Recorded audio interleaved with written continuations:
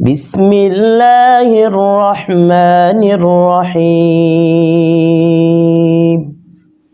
والعصر إن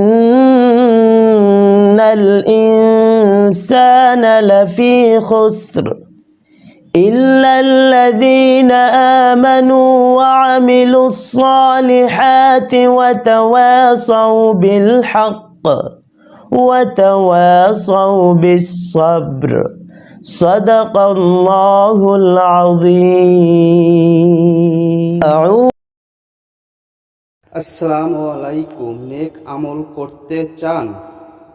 কিছু আমল এমন আছে যেগুলো করতে খুব বেশি সময়ের প্রয়োজন হয় না, অনেক জ্ঞানের অধিকারীও হতে হয় না।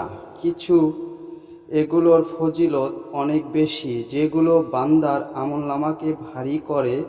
যেমন রাসূল সাল্লাল্লাহু আলাইহি ওয়াসাল্লাম বলেছেন যে লোক আমলের আগে একবার বলে সুবহানাল্লাহিল আজিম। আশা করি সম্পূর্ণ সূরাটি শুনুন।